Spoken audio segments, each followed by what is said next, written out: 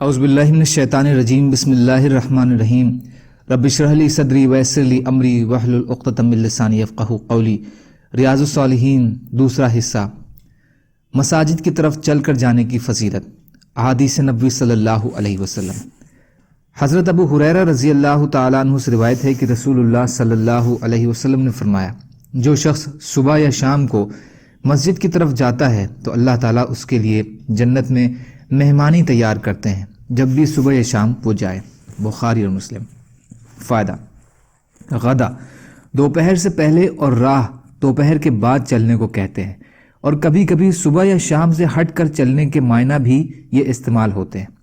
اس میں مسجد میں اللہ کی عبادت اور نماز ادا کرنے کی نیت سے جانے کی فضیلت ہے جب بھی وہ جائے، صبح یا شام، اور مومن کا تو دل ہی مسجد کے ساتھ اٹکا ہوتا ہے، اسی لیے صبح اور شام کی تمام ہی گھڑیوں میں وہ مسجد میں جاتا اور جماعت سے نماز ادا کرتا ہے۔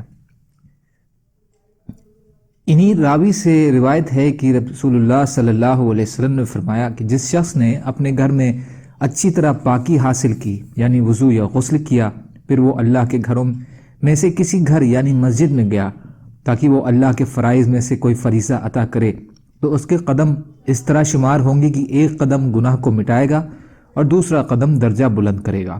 مسلم شریف۔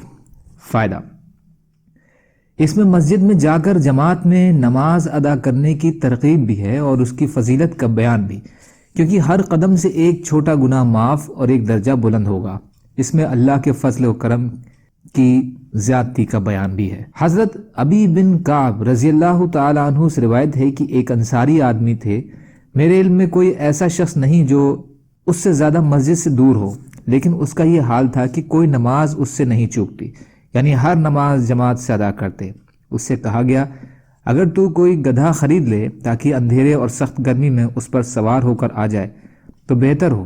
اس نے کہا، مجھے تو یہ بھی پسند نہیں کہ میرا گھر مسجد کے پہلو میں ہو، میں تو چاہتا ہوں کہ میرا مسجد کی طرف چل کر جانا اور جب میں اپنے گھر والوں کی طرف واپس جاؤں تو میرا لوٹنا لکھا جائے۔